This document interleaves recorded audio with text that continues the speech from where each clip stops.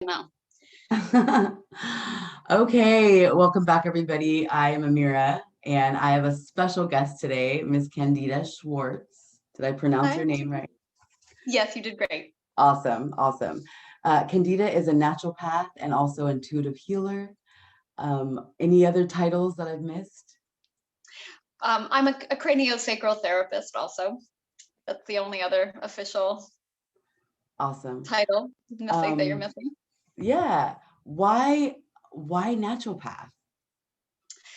Well, it's kind of a crazy story. I was in a restaurant and I was working with this young woman. Her name is Liliana Barzola, and she's a mutual friend of mine and Amira's. That's how we actually how Amira found me on Facebook. And she came to me one day after a shift, and she said, "You're an out of control healer." And I was like, huh? And so I started working with her, and she taught me how to meditate. And in my meditations, my grandmother, who had died when I was 3 years old, we were both Libra sons, we were both cooks, love to cook. We both, my middle name, I'm named after her. She came to me in a few of my meditations, and the first thing she said was ask Liliana to teach you how to do this.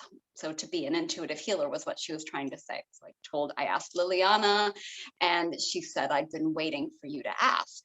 And she had been waiting for people to come and ask her to become a teacher. Now she's an amazing teacher. And this was Um, how long ago? this was 2001. And then as the meditations continued, she said, "It's time to go become a naturopathic healer." And in that meditation, she also shared with me that it's what she used to do in our hometown in southern Italy. So I had heard little stories about how she would use her hands to help people with parasites in their bellies. And mom would mention stories about how she would never be at home. She would cook food. She would put it on the table for her family, and then she'd bring food throughout, the town that is our hometown in Italy. And she would be setting bones. She would be doing all these different things for different people. So she was a devout Catholic, but essentially she was a medicine woman. She was present at births, and so she was telling me to go and become this alternative doctor, essentially. And I was like, what? I was a trained chef. I had a psychology degree. I always thought I'd end up being a rock and roll superstar. I did not foresee I doctor can in the see mix, that. but that's the crazy story. And it was on a wing and a prayer, because I had to go back to community college and do 3 years of pre-med prereqs before I could go to the naturopathic University of Natural Medicine in Portland, Oregon. So it was on a wing and a prayer, and I just followed it like the blind fool, but I just followed it because my nonna told me to. Yeah, yeah. Essentially. That's amazing. Yeah. I had my first naturopath doctor in 2017. Uh-huh. Had him for 2 years. Rob Nielsen was his name. I couldn't think of his name when I talked to you last, but Uh-huh. it's very different when you're used to mainstream doctors and naturopath. It's completely different. It's pretty amazing. So Yeah. the video that you spoke of that Liliana shared on her page was a video of your YouTube channel. You were giving tips on how to help your gut before and after if people chose to get the COVID vaccinations.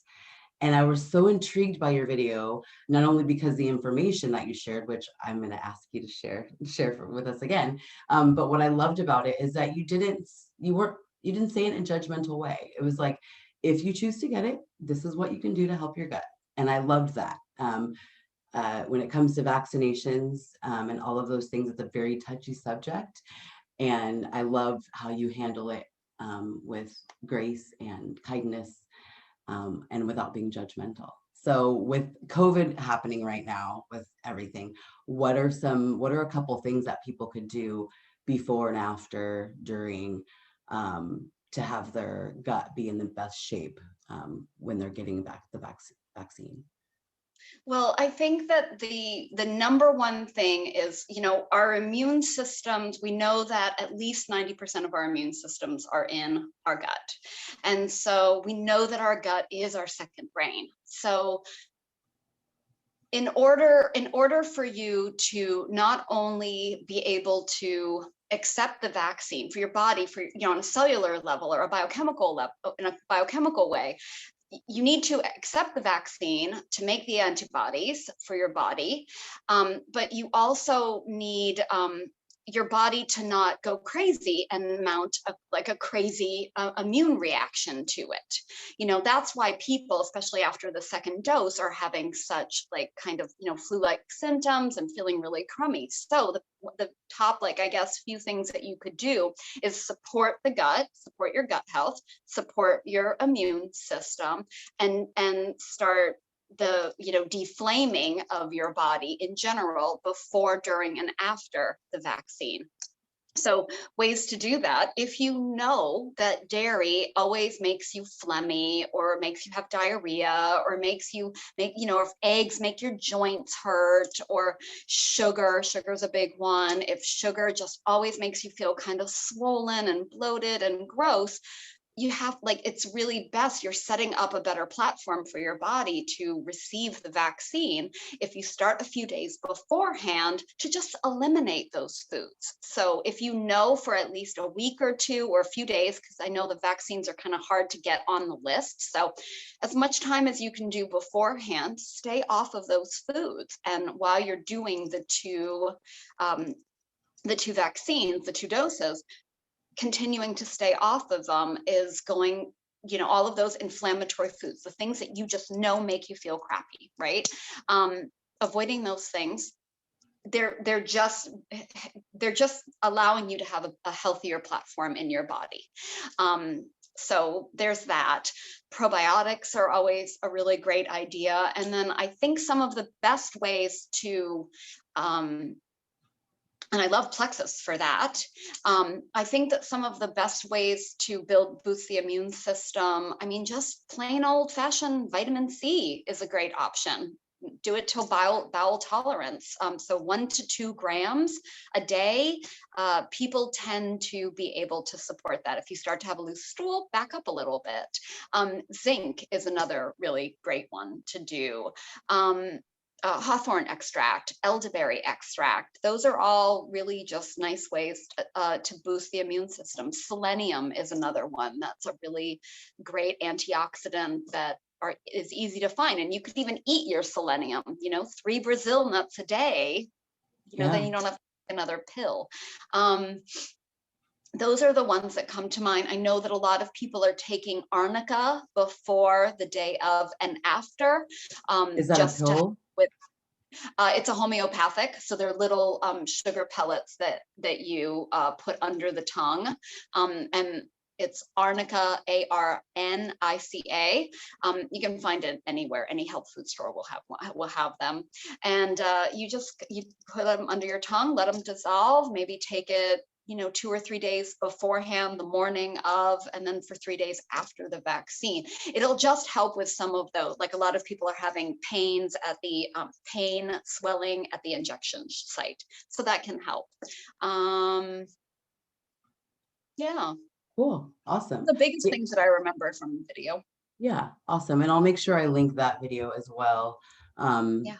In this, so people could take a look at it. I remember back in 2016, I was gifted like $200 worth of products from Plexus. I had a friend who I was friends with who just kind of was watching my story on social media. They lived in Arizona, I lived in Washington at the time, and I was struggling really bad with depression and my anxiety. I was on antidepressant medication, anti-anxiety. I was on pain medication because I had 2 hips surgery. I hadn't had weight loss surgery yet. I was just in a lot of pain, not feeling good. And within 3 months, I was able to slowly get off of all those medications that I was on with doctor. Of course, I had a doctor at the time. And I just started implementing gut health in my life. And it really did change. It really did change my health and the path that I'm on now. It, it, it's amazing to me how changing what you put in your body, and recognizing the brain gut connection, which I would love to talk to you a little bit more about. It really does. It's not to say that you can't take medication for depression and anxiety. It's not to say that you never have depression and anxiety again, but taking care of your gut health is a really phenomenal natural way to help with those things. So I just want to talk a little bit about the brain gut connection. I don't think people really understand, unless they're in this world, what that even means. Yeah. Yeah. It's a great question. I feel like it's what I do all day long. I think that we don't even really know. We haven't even scratched the surface of understanding what the gut does. I mean, if you think about the intestines alone, not to even talk about all the other organs in the abdomen, I mean, there's a lot going on. There's a lot going on there. So as far as like on a physiological level, we know that a lot of our serotonin production is made by the gut cells. So in order for that to happen properly, serotonin's like our happy neurotransmitter. It's a happy hormone. It makes us feel good. It makes us feel calm. It makes us feel good. Just makes us feel good. And so a lot of people, so serotonin needs to be, the thing that's going to help serotonin be made is a healthy microflora in the gut. So you want your healthy bacteria to not be being crowded out by abnormal bacteria, parasites, virus, whatever. You don't want those being overcrowded, because then without that healthy gut bacteria, you're going to naturally decrease your serotonin production. In doing that, that changes your mood, because like I said, it's a second brain down there, right? And so that's what's kind of happening on a biochemical, kind of physical way. But as far as the gut and the brain also, if somebody comes to me and says, I don't know, what do I have? I have chronic bloating. I'm chronically bloated. Okay, so my first question to them is always, how's your mood? And then if somebody comes to me and says, I'm really chronically depressed, I always ask, well, how are your bowel movements? Do you have reflux? Do you have GERD? Do you have any other symptoms or diagnoses in your gut? And the reason why is that I see them as kind of like, if your brain is really super swollen and noisy and kind of out of control, let's say, then your gut is going to match that. There's a direct line of communication there. Does that make sense? And so you're in the lower corner for me on my phone, so I'm like, I want to look at you. So I think that's there. So there's always a mirror going on there. Yeah. So you always kind of want to check, like if you're having a lot of brain fog, like you're just like I'm just kind of tired a lot and lethargic a lot. I find that a lot of people are sort of bloated or gassy or constipated. Like there seems to be a matching correlation there. If somebody's really like hyper anxious, nervous, restless, twittery, just not capable of grounding, and then I find that a lot of time those people come in with IBS diarrhea or a lot of abdominal pains, and then I could give you like a million examples of how I see this mirror literally all day long when I'm working, and also in my own life. My name's Candida, do the math. Yeah. And right? for those that don't And know, what does candida mean in our world, in gut health world? in gut health, candida is it's the yeast overgrowth. And it got a lot of press in probably the late 80s and 90s. And it's the yeast that takes over that really great healthy bacteria that I was talking about, that Mhm. creates a healthy immune system, and that helps you have great serotonin production and helps you feel overall good and healthy in your body. Well, that has not been my story. So it's something that, I'm always constantly working at. So I find that as healers, the things that we go through in life are typically the things that we offer, and can have compassion and understanding for the people that come to us, because not only have we walked the road, we continue to walk the road, and we're even more motivated to understand and learn and try to Yeah. figure out how to feel healthier in our body. And then there's, of course, the spiritual aspect of the gut brain connection also, which I don't know how much you want me to go into, Amira. Yeah. Yeah. But Well, mhm. the spiritual and emotional and like the mental, like a lot of the mental pieces with the gut brain connection is, your gut is lined with a bunch of cells called tight junctions. And those cells, they decide what are you going to reabsorb as a nutrient and what are you going to eliminate as waste. So as you you absorb your nutrients. So you get your antioxidants from your blueberries, you get your proteins from eggs or whatever, it's doing all of that, right? And then you're releasing fiber and all the stuff that your body doesn't need in urine or sweat or stool or whatever. But if you think about that on a mental level, what are you reabsorbing that's actually a mirror that's from a noisy brain? Is it anxiety? Is it depression? Is it a limiting belief? Is it an old story? Is it something on loop in your head, in your mind? Is it something that somebody told you along the way? Is it something that you perceived and knew it to be true? Because that's also getting reabsorbed through our guts. Yeah. And what pieces of those things are ready to be eliminated as waste, right? And I guess you could energetically, pee it out. Mhm. But more than that, it's kind of like process through it, right? So if you're thinking of a limiting belief that I have IBS and I'm stuck with it, it's more like, well, what it's dissecting, it's breaking apart that IBS, and it's reabsorbing and saying, I need healthier boundaries. I need Right. to love myself more.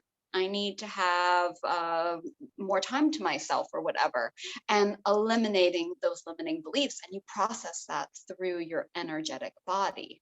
Right. Um, and so you could see that mentally, but you could also see that like emotionally, spiritually. Your gut is it's who you are. It's your will. It's your confidence. It's your purpose in life. It's your birthright energy. So, Yeah. what are you absorbing that's keeping you from making your dreams come true? And what are you eliminating as waste? Like, I kind of always liken it to, what are you doing all day long? Are you staying at that dead end job when really you want to write a novel? Mhm. And so you're reabsorbing every day, 9 to 5, my dead end job that makes me feel really bad about myself or the people that I work with or whoever told me I have to keep this job, whatever the story is. Mhm. And you're just kind of letting the words just fall away that you actually want to take the time to write because it's your purpose. And I find that across the board, who are you constantly calling and spending time and putting energy into that makes you feel crummy? And who do you love that you never ever make time for? And then you could put that into self practices. I hope I'm not speaking too etheric. I hope this No, makes sense. you're fine. I wanted to go back a little bit and talk about like the foods and body, like a lot of things that people don't understand is like they think having heartburn is normal, or having indigestion, or having gas or bloating, or having headaches every day. Those things it's your body's way of saying, hey, something's wrong.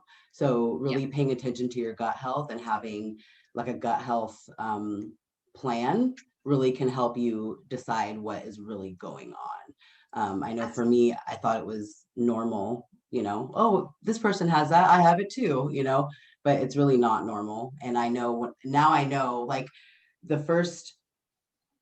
last 2 years, not this last year, but the 2 years prior, I was eating clean for the most part, because that's the only thing that really helped me with trying to lose the first 50 pounds to get weight loss surgery, was eating clean, drinking a gallon of water a day, very, very strict intermittent fasting, all of the things. The last year, I've kind of allowed myself to have whatever I want, because I was restricted for so long. And my body, I am somebody who, since a child, I have issues going to the restroom regularly on my own. And now I have to struggle even harder to make sure that I do things to make sure that I go, because now that I'm not eating all the way clean right now. Just eating normal, say I have a bite of rice or something carbs, or too much bread, like it completely throws me off and throws me off track. So I really have to be very aware and very mindful of that. Yeah.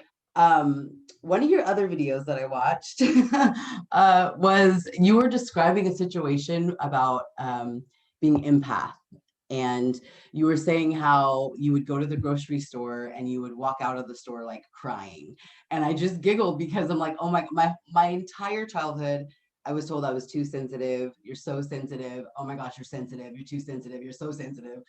And I'm like, oh my gosh. And realizing I'm 42 now, and I understand what being empath is. And it's something that I'm very aware of, other people's energy. Even recently on social media, a lot of what I do is on social media, and even social media sucks energy and can make your energy just like, ah.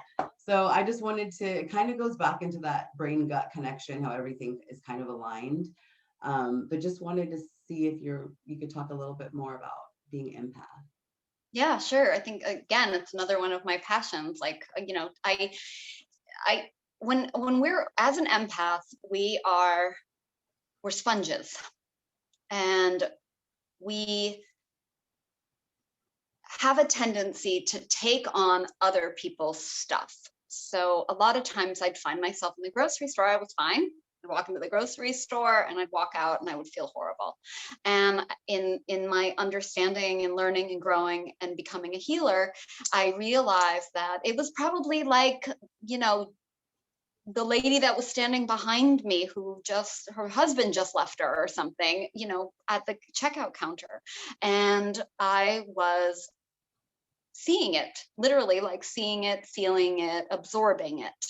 And so again, it's like we see through our third eye, but a lot of people also absorb through their abdomen. And so if I'm walking through the street, or an empath who is automatically intuitive, who automatically is a healer, whether they're doing it for money or as a profession or not, we're just kind of walking around witnessing and seeing anybody who wants to show it to us. And so a lot of times I find that a lot of people come to me and their heads are just like swollen with other people's stuff. So maybe they're feeling depressed, maybe it's theirs, or like I said, maybe it's their moms or their partners, or, the lady in the checkout counter, or whatever, right? And so again, if your head is swollen with everything that you're intuiting all the time, your brain is in there, right? Your brain is creating homeostasis in your body. It's telling your hormones to fire. It's telling your body to breathe. It's telling your body to do everything that the brain tells it to do. that's going to end up getting compromised, because your brain doesn't know how to filter other people's stuff. We don't have permission to filter other people's stuff. I can't process somebody else's pain. I can only see it. And it's up to me to have those boundaries to witness without absorbing. And so if you see that with the brain, you can see how that could affect all the different systems of your body. But on a gut level, again, they're mirrors to each other. So it's really important for you to tease out what is the root cause of your imbalance or your, illness or diagnosis or whatever. And as in the gut, if we're collecting everybody's stuff, again, it's like holding it's like a basket. It's like you're holding a bunch of people's stuff.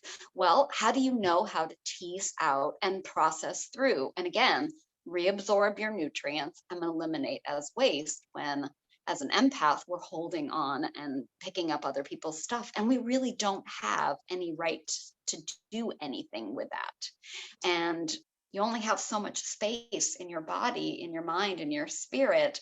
And so it kind of compromises you having that opportunity to sort through and understand what's mine and what is theirs. And there being whoever that is, that's your trigger in life or triggers in life. So being an empath really can wreak havoc on the body. And that's when you become an out of control healer, like what happened with Liliana. She came to me and she knew I was an out of control healer. And then I already told you the story. So it's really tricky, because then the empath can either keep fighting and keep trying to fix everything and save everybody and trying really hard to be the person that problem solves and makes everything okay for everybody. Mhm. Or they get to a point where they're wiped out flat. They've got nothing left to give. They don't know who they are. They're just a ball of other people's stuff mixed in, like it's like a messy soup in their body. And that's when you find the really depleted, kind of broken empath. And it's a shame, because I think that empaths come into the world to be light workers and to go through really personal stuff, so then they can offer that beautiful reflection to people without absorbing. So it's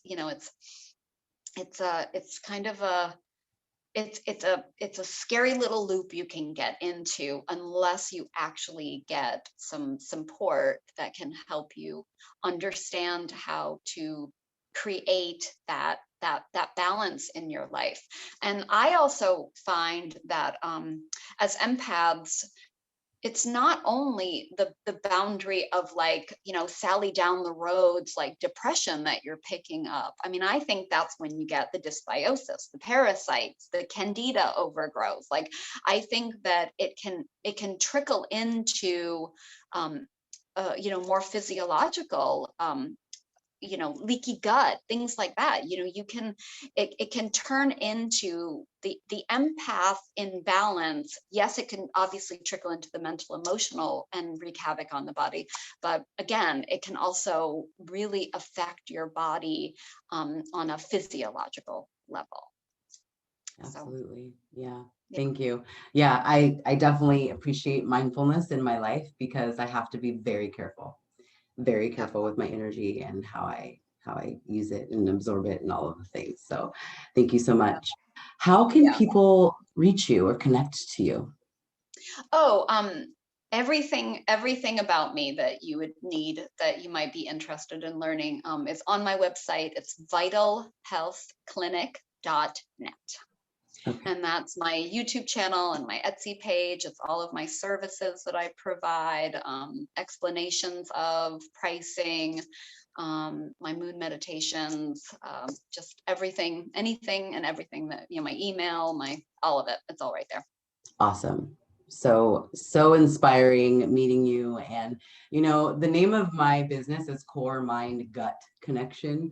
And a lot of people don't even know why the heck I have gut in there, but it's in there because in the beginning of my journey, I was all about gut health, and gut health was like, everything to me. I struggle with having with articulating to people why their gut health is so important. So you've inspired me to get back in the saddle, and because I practice good gut health in my personal life, but now I would love to loop that into my business more hand. So you've definitely inspired me. Absolutely. And Uh, I also want to reflect back to you, like, guts. What does having guts, like, what does that saying mean? What do we all, when we think like, you've got the guts to do that, right? That's powerful. That's an empower that's a powerful name. That's a yeah, and you're a powerful woman, you're a powerful spirit, and yeah, there's no coincidence there. There's no coincidence there. thank you. I always Yeah. love to ask this question. Um, what is your superpower?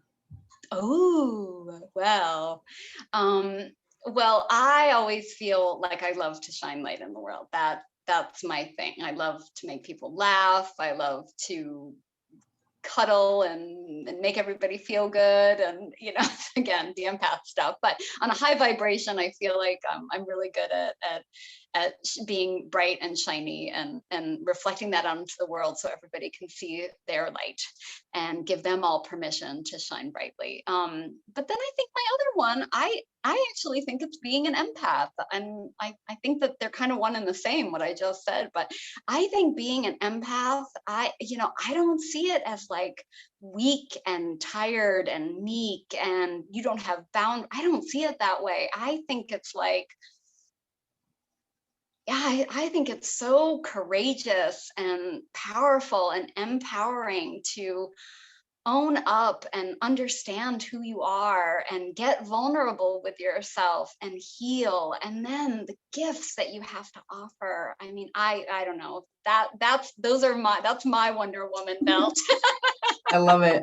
And the audience, you have to go check out Candida's YouTube channel. The light and the laugh and the smiles, and there's dancing with family on there. You will smile from ear to ear.